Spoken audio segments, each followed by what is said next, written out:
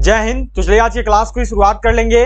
Agniveer army परीक्षा का भी हमारा देखो जीरो से हीरो नया बैच जो है आपका शुरू हो चुका है। आज इसमें हमारा 6th क्लास रहेगा, 6ठी क्लास आज हमारी चल रही है। टॉप 35 जीके जीएस क्वेश्चंस आज हम लोग करेंगे। टॉप 35 जीके जीएस सवालों का आज हम लोग बनाएंगे। 16 अक्टूबर आर्मी परीक्षा स्पेशल टेस्ट जो है आप सभी के लिए ये रहेगा। इस साल अग्निवीर आर्मी परीक्षा में आने वाले महत्वपूर्ण सवालों को करेंगे। जो क्वेश्चंस आपके इस साल पेपर में पूछे जा सकते हैं उन सभी सवालों को जो हम लोग करेंगे। ध्यान में रखिएगा, रोज दोपहर 1 बजे जो है देखो आपका Agniveer GK GS test live आता है, जो कि हमारा जीरो से हीरो बैच आपका जीके लेवल 0 से लेकर 100 लेवल तक आपको पहुंचा दिया जाएगा। तो सभी लोग इस 1 बजे वाले क्लास को जरूर ज्वाइन करिए, बहुत ही इंपॉर्टेंट क्लास चल रही है। जल्दी से सबको शेयर कर देना अपने सभी दोस्तों तक, अपने सभी फ्रेंड्स तक पहुंचा दीजिएगा। उसके साथ साथ सभी लोग लाइक बटन जरूर प्रेस कर देंगे, ताकि आपके लिए जो मेहनत करी जा रही है उसके आप भी हमें अप्रिशिएट करें और आपके लिए हम अच्छे से मेहनत कर पाएं। तो चलिए, अगर आपसे प्रीवियस क्लासेस मिस हुए हैं, जैसे पहले 5 क्लासेज हो चुके हैं इस बैच की, तो अगर एक भी क्लास मिस कर दिया हो तो प्लेलिस्ट जाकर देख लेना। प्लेलिस्ट में ये सारा का सारा क्लास बना दिया हुआ है, प्लेलिस्ट बना दिया है जीरो टू हीरो बैच करके अग्निवीर आर्मी परीक्षा का। तो जाके सब कुछ देख लेना, सारा क्लास फ्री में देख सकते हो, पुराना सारे क्लास में कोई दिक्कत नहीं आएगा। ठीक है, चलो क्वेश्चन नंबर 1 से शुरू करेंगे। क्वेश्चन नंबर 1 आपके देखो मिला हुआ है कि कल्पक्कम परमाणु उपक्रम स्थित है। Kalpakkam nuclear enterprises is located at Rajasthan, Orissa, Tamil Nadu या फिर उत्तर प्रदेश। क्या होगा आंसर? कल्पक्कम परमाणु उपक्रम जो है या फिर इसी को लिखा जाता है कल्पक्कम परमाणु संस्थान, यह कहां पे स्थित है? तो यह देखिए आपका स्थित है तमिलनाडु में। क्या हो जाएगा आंसर? तो ऑप्शन सी तमिलनाडु हो गया। चलिए अगले सवाल पे चलेंगे। अगला सवाल यहां पर देखो मिला हुआ है, पूछा हुआ सवाल इंडियन आर्मी का, याद रखिएगा 2020 का पेपर में आ रखा है। देखो आज जो है आपको टोटल 35 क्वेश्चन करवाया जाएगा, जिसमें से 15 क्वेश्चन आपका प्रीवियस ईयर का है और बाकी जो 20 क्वेश्चन है वो आपका नया न्यू क्वेश्चन रहेगा। ठीक है, तो बहुत ही इंपॉर्टेंट देखो क्लास चलेगी, पूरा का पूरा सब कुछ अटेंड करेंगे। दिया हुआ है कि राज्यसभा के लिए नामित प्रथम फिल्म अभिनेत्री कौन थी? Who was the first film actress nominated to Rajya Sabha? Nargis Dutt, Vyjayanthi Mala, Hema Malini या फिर जयललिता? चलिए बिल्कुल सही करेंगे और बताएंगे राज्यसभा के लिए नामित प्रथम फिल्म अभिनेत्री कौन थी। क्या हो जाएगा आंसर? तो देखिए क्या आंसर कर रहे हैं, आंसर सभी को करनी और बतानी है। यहाँ पर इसका राइट आंसर क्या है? तो देखिए राज्यसभा के लिए नामित जो प्रथम फिल्म अभिनेत्री है वो नरगिस दत्त थी। ठीक है, क्या हो गया आंसर? तो ऑप्शन ए नरगिस दत्त। नरगिस दत्त जो इस क्वेश्चन का राइट आंसर है। ठीक है, यदि एक ये हो तो लगभग का सही है, ए वालों का आंसर सही जाएगा। ठीक है, चलिए चलेंगे अगले सवाल पे। अगला सवाल देखो आपको यहाँ पर मिला हुआ है कि सर्वाधिक देशों वाला महाद्वीप है। Which is the continent with the most countries? Asia, Europe, उत्तरी अमेरिका या फिर अफ्रीका? अब कुछ दिन पहले मैंने जो ये वाला क्वेश्चन है आप सबको नोट करवाया था, उस बार सवाल हमारा था कि सबसे बड़ा महाद्वीप कौन सा है, तो वो एशिया करने के बाद मैंने आपको नोट करवाया था ये वाला एक्स्ट्रा में कि ये चीज नोट कर लीजिएगा, आर्मी का परीक्षा में पूछा जाता है। तो जिन्होंने भी पिछला क्लास अटेंड किया वो इस क्वेश्चन को आसानी से कर दोगे। चलो जल्दी से करना और बताना, इसीलिए मैं बोल रहा हूँ कि एक भी क्लास मिस नहीं करो, क्योंकि बैच देखो दोबारा स्टार्ट नहीं हो सकती है, जीरो लेवल से लेकर चल रहे हैं। अब वो एक एक क्वेश्चन क्लियर किया जा रहा है, तो सारा का सारा क्लास अटेंड करना है। कोई भी क्लास मिस की हो तो आज 6ठी क्लास है, 5 क्लास पहले की हो चुकी है। अगर मिस कर दी हो तो जाना प्लेलिस्ट में से जाकर सारा का सारा क्लास आराम से देख लेना, नोट डाउन कर लेना, नोट को भी बना लेना। ठीक है, सर्वाधिक देशों वाला महाद्वीप कौन सा है? तो वो है देखो आपका अफ्रीका। क्या होता है आंसर? तो ऑप्शन डी अफ्रीका। सबसे बड़ा एशिया जरूर है लेकिन सबसे ज्यादा देश अफ्रीका में है। ठीक है, चलिए बढ़ेंगे अगले सवाल पे। अगला सवाल आपको मिला हुआ है कि राज्यसभा के सदस्य चुने जाते हैं। The members of Rajya Sabha are elected 4 वर्ष के लिए, 5 वर्ष के लिए, 6 वर्ष के लिए या फिर आजीवन? क्या होगा राइट आंसर? ध्यान में रखिएगा, पूछा हुआ सवाल है इंडियन आर्मी का। इंडियन आर्मी के पेपर में जीडी वालों का देखो 2021 में आ रखा है। बिल्कुल सही कीजिएगा और बताइएगा राज्यसभा के सदस्य कितने सालों के लिए चुने जाते हैं? तो यह देखो चुने जाते हैं 6 साल के लिए। क्या हो गया आंसर? तो ऑप्शन सी 6 वर्ष। ठीक है, यहीं पर देखो ये 5 साल भी साथ में आपको ऑप्शन में है, तो 5 साल के लिए याद रखिएगा लोकसभा और विधानसभा के सदस्य चुने जाते हैं। ठीक है, 5 साल में पूछेगा किसका किसका, तो 5 साल में याद रखेंगे लोकसभा और विधानसभा। ठीक है, राज्यसभा का पूछेगा तो याद रखिएगा 6 वर्ष के लिए। हो गया सबका। चलिए अगले सवाल पे बढ़ेंगे। अगला सवाल देखो दिया हुआ है कि भारत की सिलिकॉन घाटी कही जाती है। Where did the silicon valley of India go? Mumbai, Chennai, Bangalore या फिर हैदराबाद? भारत की सिलिकॉन वैली कहां पर स्थित है? भारत की जो सिलिकॉन घाटी है यह कहां पे स्थित है? इस क्वेश्चन का सही आंसर क्या होगा? चलिए देखते हैं सबका आंसर। याद रखिएगा पूछा हुआ है इंडियन आर्मी का 2020 का पेपर का सवाल है। चलो बिल्कुल सही करनी और बतानी है। क्या आंसर कर रहे हो? भारत की सिलिकॉन घाटी किसको बोलते हैं, या फिर पूछा जाता है कि भारत की सिलिकॉन घाटी कहां पर स्थित है? तो देखिए याद रखिएगा राइट आंसर होगा ऑप्शन सी बेंगलोर। ठीक है, भारत की जो सिलिकॉन घाटी है वो कहाँ पे है, बेंगलोर में है। ठीक है, बहुत अच्छा, बेंगलोर की है वो सब कोई, बहुत ही बढ़िया आंसर है सभी का। चलो चलेंगे अगला सवाल पे। अगला सवाल देखो आपको मिला हुआ है कि अंग्रेजी शासन का प्रभाव किस क्षेत्र में अधिक पड़ा, in which area was the impact of British rule more. आर्थिक क्षेत्र में, राजनीतिक क्षेत्र में, धार्मिक क्षेत्र में या फिर मनोवैज्ञानिक क्षेत्र में, क्या होगा आंसर। अंग्रेजी शासन का जो प्रभाव है ये सबसे अधिक किस क्षेत्र में पड़ा है, ये जो है यहाँ पे सब कुछ करेंगे और बताएंगे। जो अंग्रेजी शासन हुई उसके बाद सबसे अधिक प्रभाव किस क्षेत्र में पड़ा, तो वह क्षेत्र है देखो आपका आर्थिक। ठीक है, ध्यान में रखिएगा, अंग्रेजी शासन का जो सबसे अधिक प्रभाव है ये पड़ा है आर्थिक क्षेत्र में। इसका राइट आंसर क्या हो गया, तो ऑप्शन ए फाइनेंशियल में। ठीक है, चलिए बढ़ेंगे अगले सवाल पे। अगला सवाल दिया हुआ है कि गंगा नदी को बांग्लादेश में किस नाम से जाना जाता है, by what name is the Ganga river known in Bangladesh, Padma, मेघना, दिहांग या फिर नारायणी, क्या है राइट आंसर। गंगा नदी को बांग्लादेश में किस नाम से जाना जाता है, जो गंगा नदी है उसको बांग्लादेश में क्या बोलते हैं। बहुत ही इंपॉर्टेंट क्वेश्चन है, पूछा हुआ सवाल इंडियन आर्मी का, प्रीवियस ईयर पेपर में आया हुआ है। क्या होगा राइट आंसर, देखो वही क्वेश्चन हम लोग कर रहे हैं जो कि आपका अग्निवीर आर्मी परीक्षा में आएगा, जो कि आपकी अग्निवीर आर्मी परीक्षा में आ सकता है, जो भी इंडियन आर्मी हमेशा पूछते रही है। कोई भी ये नहीं कि आपको यहां वहां से सवाल करवा दिया जाएगा जो आपके पेपर में ही नहीं है, जो आपका सिलेबस में ही नहीं है। देख सकते हो ज्यादातर सवाल आपके प्रीवियस ईयर से मैं करवा रहा हूं, उसके साथ साथ जो उस बेस पे डिपेंडेंट है वो सवाल रहेंगे। तो काफी अच्छी क्लास चल रही है, सभी लोग पूरा का पूरा क्लास अटेंड जरूर करना।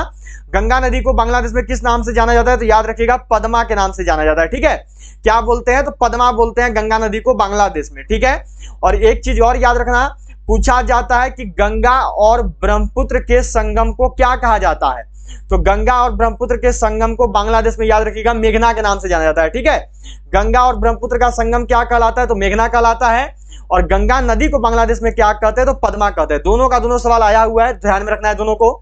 चलिए नेक्स्ट क्वेश्चन पे चलेंगे, अगले सवाल पे। अगला सवाल देखो दिया हुआ है कि पानीपत का प्रथम युद्ध कब हुआ, When did the first battle of Panipat take place? 21 अप्रैल 1529, 21 अप्रैल 1526, 20 अप्रैल 1527 या फिर 15 अप्रैल 1528, क्या होगा। चलिए आंसर देखते हैं आपका। देखिए युद्ध वाला सेक्शन बहुत इंपॉर्टेंट है, मैंने ऑलरेडी युद्ध वाला टॉपिक पढ़ा दिया है, तो अगर नहीं पढ़ पाए हो तो जाके देख लेना, लिखा एक प्लेलिस्ट बना हुआ है army GK GS topic wise class, ऐसा देख सकते हो प्लेलिस्ट बनाया हुआ है टॉपिक क्लास करके। पूरा प्लेलिस्ट में जो भी सवाल इंडियन आर्मी एक एक टॉपिक से पूछती है जीके जिसमें वो सारा का सारा पढ़ा रखा है, तो अगर देखना चाहते हो टॉपिक वाइज तो जाके देख सकते हो। ऐसे एक एक बार फिर से आपका नया बैच है तो फिर से आपको सारे टॉपिक्स पढ़ा दिए जाएंगे, उसका कोई दिक्कत नहीं है। तो पानीपत का जो प्रथम युद्ध है यह देखो हुआ था 21 अप्रैल 1526 में।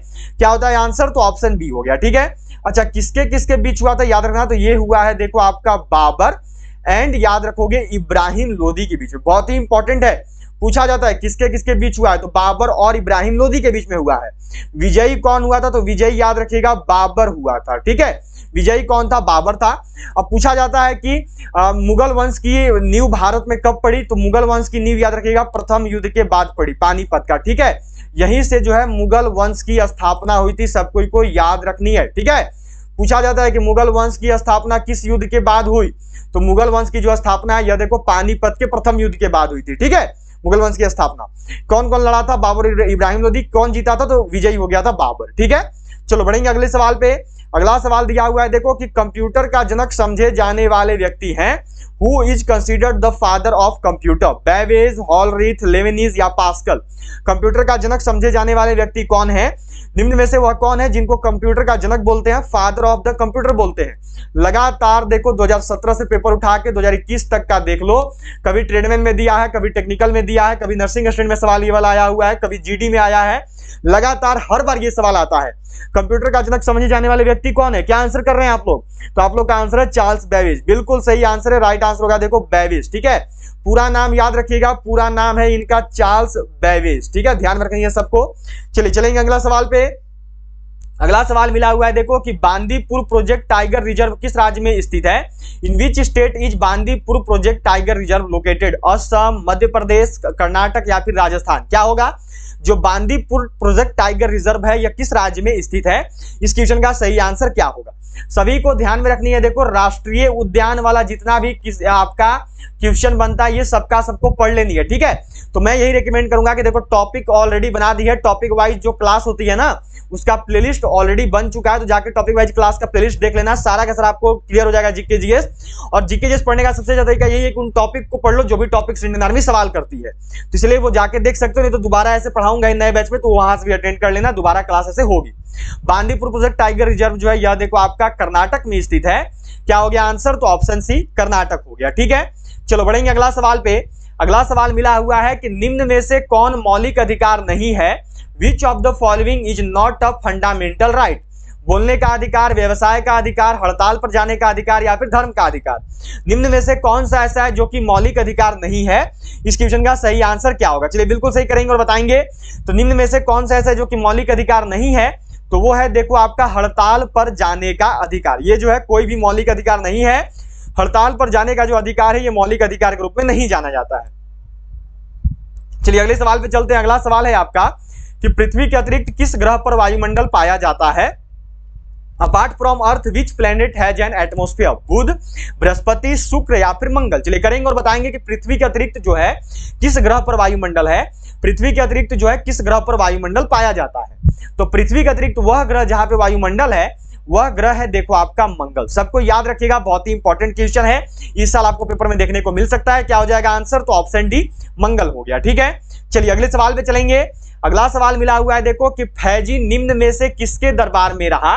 Faizi lived in the court of which of the following? Humayun, Dara Shikoh, Bahadur Shah Zafar या फिर अकबर?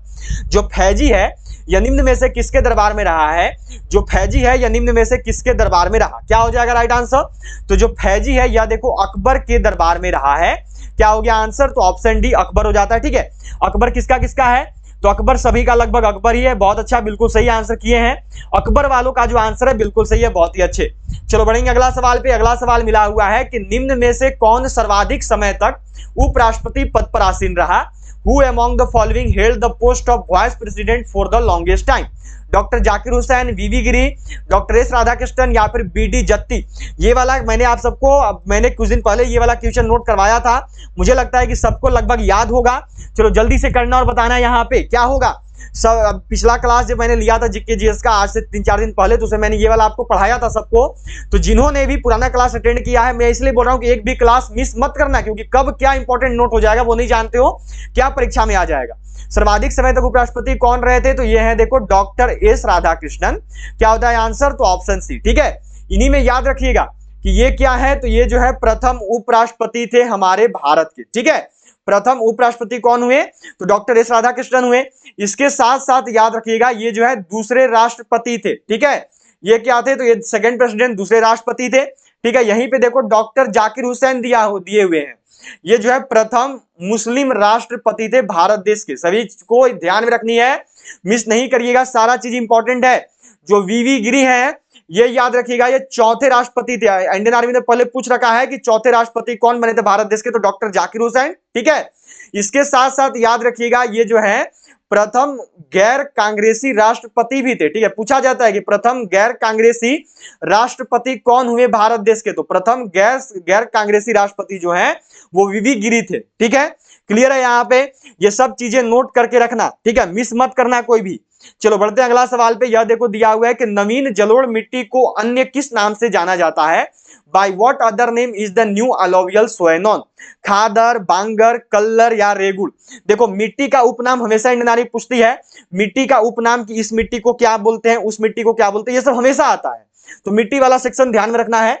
नवीन जलोढ़ मिट्टी को किस नाम से जानते हैं? तो इसको देखो खादर बोलते हैं, ठीक है। ध्यान में रखनी है सबको, जो नवीन जलोढ़ मिट्टी है इसको खादर बोला जाता है। क्या हो गया आंसर? तो ऑप्शन है। अब इसी में देखो जो बांगर है ना, याद रखिएगा पुरानी जलोढ़ मिट्टी को बांगर बोलते हैं, सभी को ध्यान में रखनी है, मिस नहीं होनी चाहिए। पुरानी जलोढ़ मिट्टी को क्या बोलते हैं? तो बांगर बोलते हैं। नवीन जलोढ़ मिट्टी को खादर बोलते हैं। यहीं पर रेगुड़ दिया हुआ है, तो इसमें याद रखिएगा जो काली मिट्टी है ना इसको रेगुड़ बोलते हैं, ठीक है। काली मिट्टी को रेगुड़ के नाम से जाना जाता है। क्लियर हो गया? बढ़ेंगे अगला सवाल पे सब कोई। चलिए नेक्स्ट क्वेश्चन दिया हुआ है यहाँ पर देखो कि राष्ट्रीय खेल संस्थान कहाँ अवस्थित है? Where is the National Institute of Sports located? New Delhi, Gwalior, Patiala या फिर कोलकाता? जो राष्ट्रीय खेल संस्थान है ये कहां पे स्थित है? जो नेशनल इंस्टीट्यूट ऑफ स्पोर्ट्स है ये कहां पे है? क्या होगा राइट आंसर? तो राष्ट्रीय खेल संस्थान ध्यान में रखिएगा ये पटियाला में स्थित है। क्या होता है आंसर? तो ऑप्शन सी पटियाला हो गया। चलिए अगले सवाल पे चलेंगे। यह देखो दिया हुआ है कि ट्राई का पूरा रूप क्या है? What is the full form of try? देखिए फुल फॉर्म हमेशा इंडियन आर्मी पूछती है। मैं आपको हर एक लगभग क्लास में फुल फॉर्म दे ही रहा हूं, पर डे में करवा ही रहा हूं, तो इसलिए सारा चीज इंपॉर्टेंट है, सबको नोट करते चलना। और याद रखना क्लास का जो पीडीएफ है वो आप सबको टेलीग्राम ग्रुप में दे दिया जाता है। जो भी क्लास होता है उसका पीडीएफ टेलीग्राम ग्रुप में मिल जाता है। टेलीग्राम ग्रुप से जुड़ने का जो लिंक है वो नीचे डिस्क्रिप्शन बॉक्स में है, वहां से जाकर सबको टेलीग्राम ग्रुप को ज्वाइन कर सकते हो। तो ग्रुप जरूर ज्वाइन कर लेना। पिछला जितना क्लास हुआ है उन सब क्लासेस का मैंने आपको पीडीएफ भेज दिया है, ठीक है? तो डाउनलोड करके वहां से नोट जरूर कर लिया करो। ट्राई का पूरा नाम क्या है? तो ट्राई का जो फुल फॉर्म है यह है देखो टेलीकॉम रेगुलेटरी ऑफ इंडिया। क्या हो गया आंसर? तो ऑप्शन डी, ठीक है। चलिए अगला सवाल पे चलेंगे। अगला सवाल यहाँ पे देखो दिया हुआ है, यह है कि संसद का अस्थायी सदन है the permanent house of the parliament is?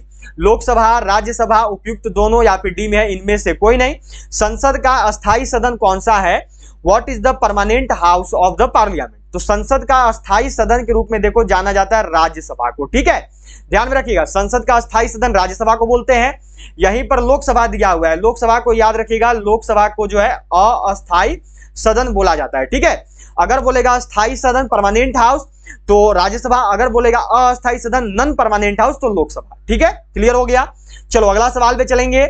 अगला सवाल यहां पर है कि विश्व में कोयला का सबसे बड़ा उत्पादक देश है? The largest producer of coal in the world is the country? चीन, संयुक्त राज्य अमेरिका, भारत या फिर रूस? विश्व में कोयला का सबसे बड़ा उत्पादक देश कौन सा है? विश्व में वह कौन सा देश है जहां पर कोयला का सबसे ज्यादा उत्पादन करा जाता है? तो कोयला का जो सबसे ज्यादा उत्पादन है यह देखो होता है चीन में, यह होता है चाइना में। क्या हो गया आंसर? तो ए चीन, चाइना हो गया, ठीक है? यहीं पर जो भारत है याद रखिएगा हमारा भारत कोयला उत्पादन में सेकंड पोजीशन को ग्रैब करता है।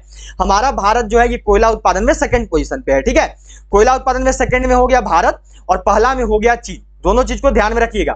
चलिए अगला सवाल देखेंगे। अगला सवाल दिया हुआ है कि भाषाई आधार पर राज्यों का पुनर्गठन किस वर्ष किया गया? In which year the states were fully formed on linguistic basis? 1947, 1953, 1956 या फिर 1966? क्या होगा राइट आंसर? भाषाई आधार पर राज्यों का जो पुनर्गठन है यह किस वर्ष में हुआ, यह जो है किस वर्ष से शुरू हुआ? तो एक चीज ध्यान में रखेंगे कि देखो सबसे पहला भाषाई राज्य जो बना था वो बना था 1953 में। वो कौन सा राज्य था? तो वह राज्य था देखो आंध्र प्रदेश। नोट कर लोगे सब कोई। पूछा जाता है कि प्रथम भाषाई राज्य कौन बना, तो नोट कर लेंगे सब कोई। प्रथम जो भाषाई राज्य है ये बना है आंध्र प्रदेश, ठीक है? एपी आंध्र प्रदेश जो है प्रथम भाषाई राज्य था जो कि बना 1953 में। तो ये काफी ज्यादा मांग के बाद बना था। जो लीडर थे उनकी मृत्यु भी हो गई थी भूख हड़ताल की वजह से, तब जाके ये बना था 1953 में। लेकिन पुनर्गठन भाषाई आधार पर पुनर्गठन जो फुल्ली फॉर्म्ड जो स्टेट होते हैं जो बनाने का नियम लागू हो गया वो नियम बना था देखो 1956 में, ठीक है? तो अगर पूछ दे कि प्रथम भाषाई राज्य कौन बना, आंध्र प्रदेश, कब बना था? तो 1953 में बना था, ये प्रथम भाषाई राज्य। लेकिन अगर पूछे कि भाषाई आधार पर राज्यों को गठन करने का नियम कब बना, तो ये देखो बना 1956 में। इसके बाद जो है भाषा के आधार पर राज्यों का गठन होने लगा था, उससे पहले नहीं होता था।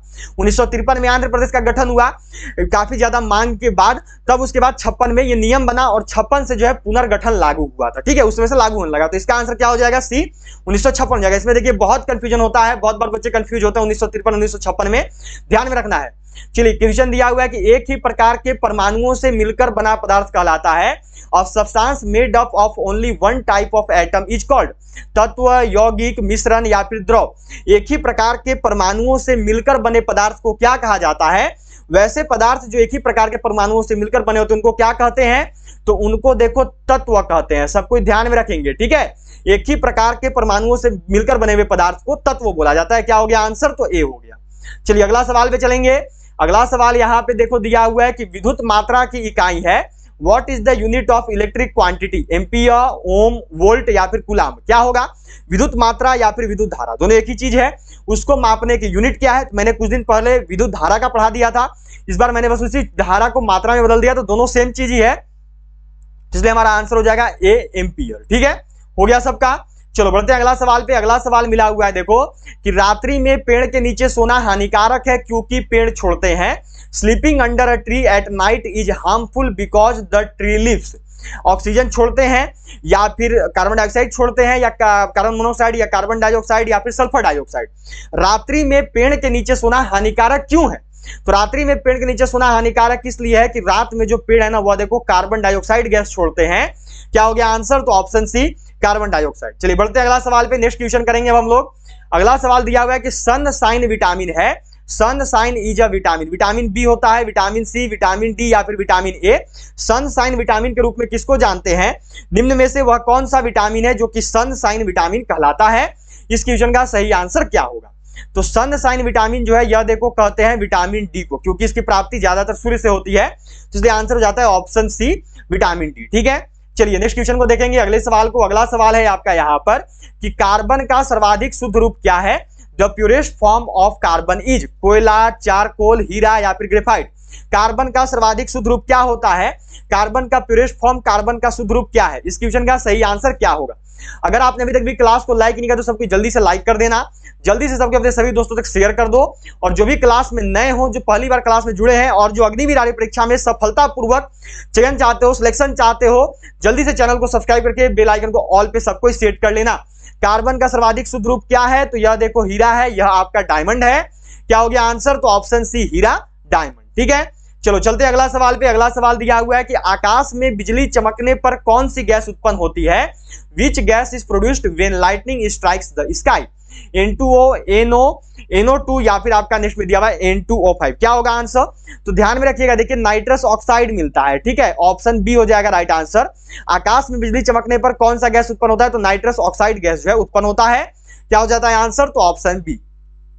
चलिए अगला सवाल को देखेंगे। अगला सवाल है यहाँ पर कि क्लोरीन की परमाणु संख्या है, what is the atomic number of chlorine? 7, 9, 11 या 17? क्लोरीन की परमाणु संख्या कितनी होती है? क्लोरीन का एटॉमिक नंबर कितना होता है? इस क्वेश्चन का चलिए आंसर करेंगे और सबके बताएंगे। क्लोरीन का परमाणु संख्या, क्लोरीन का एटॉमिक नंबर कितना होता है? इस क्वेश्चन का राइट आंसर क्या है? चलिए क्या आंसर आ रही है यहाँ पे? बिल्कुल सही आंसर करनी है सबको। क्या आंसर कर रहे हो? आंसर कर रहे हो 17। चलिए देखते हैं किसका किसका आंसर आता है, क्या आंसर कर रहे हैं। तो ध्यान में रखिएगा, क्लोरीन की जो परमाणु संख्या है ये 17 होता है। ठीक है, क्लोरीन का परमाणु संख्या कितना हो गया? ये 17 होता है। अगला सवाल देखेंगे, निम्न में से किस द्रव का घनत्व सबसे कम है? विच of the following liquids has the lowest density? स्वच्छ जल, नमकीन जल, पेट्रोल या मरकरी? पूछा हुआ सवाल है, देखो बहुत ही इंपॉर्टेंट क्वेश्चन है, आर्मी का 2021 का ट्रेडमैन वालों का पेपर में आया था। बिल्कुल सही करना और बताना, निम्न में से किस द्रव का जो घनत्व है ये सबसे कम होता है? वह कौन सा द्रव है जिसका घनत्व सबसे कम होता है? तो वह द्रव है देखो आपका पेट्रोल। ठीक है, जो पेट्रोल है इसका घनत्व सबसे कम होता है। ठीक है, इन सभी द्रव में से। चलिए अगला सवाल पे चलेंगे। अगला सवाल है यहाँ पे देखो आपका कि विटामिन सी का सबसे उत्तम स्रोत है, which is the best source of vitamin C? सेव, आम, आंवला या दूध? क्या होगा आंसर? विटामिन सी का सबसे उत्तम स्रोत क्या है? विटामिन सी का बेस्ट सोर्स क्या है? निम्न में से वह क्या है जो कि विटामिन सी के बेस्ट सोर्स के रूप में जाना जाता है? तो विटामिन सी का जो बेस्ट सोर्स है यह है देखो आपका आंवला। क्या हो गया आंसर? तो ऑप्शन सी आंवला हो गया। अगर आपसे कभी विटामिन ए का पूछ दिया जाए, जो कि इंडियन आर्मी लगातार 2 साल से पूछ ही रही है, तो विटामिन ए में याद रखना है हम लोग करते हैं गाजर को, कैरोट को। ठीक है, गाजर जो है विटामिन ए का बेस्ट स्रोत है, सबसे अच्छा गाजर से विटामिन ए मिलता है। उसी प्रकार से आंवला से सबसे अधिक विटामिन सी मिलता है। ठीक है, दोनों चीजें ध्यान रखनी है, दोनों इंपॉर्टेंट है। चलो अगला सवाल पे बढ़ेंगे। अगला सवाल दिया हुआ है यहाँ पर कि निम्न में से कौन सी मिश्र धातु नहीं है? विच of the following is not an alloy? Steel, पीतल, ब्रॉन्ज या तांबा? निम्न में से वह क्या है जो कि मिश्र धातु नहीं है? निम्न में से वह क्या है जो कि एलॉय के रूप में नहीं जाना जाता है? तो निम्न में से वह जो कि मिश्र धातु नहीं है, जो कि एलॉय नहीं है, वो है देखो आपका तांबा। तांबा जो खुद एक धातु है। ठीक है, चलिए अगला सवाल पे बढ़ेंगे। अगला सवाल दिया हुआ है देखो कि सेब में निम्न में से कौन सा एसिड पाया जाता है?